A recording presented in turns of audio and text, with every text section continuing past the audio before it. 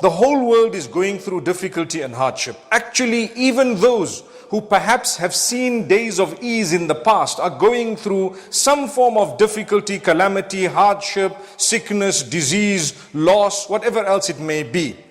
Now, you need to ask yourself a question. We speak about the broken-hearted, someone who's broken-hearted. Did you know that Allah says in a hadith Qudsi, I am with the broken-hearted?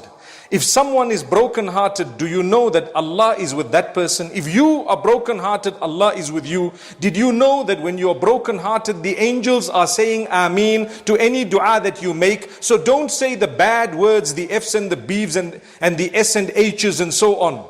Don't say that, because the angels are saying Ameen. If you were to say a good dua at a time of hardship and difficulty, and when calamity strikes, you stand a better chance of goodness in the dunya and the akhirah than if you were to swear, become angry, become upset, start questioning Allah. Allah is in control from the very beginning. He knows, and He knows you and I, and He knows what we are going through and what we will be going through. May Allah make it easy.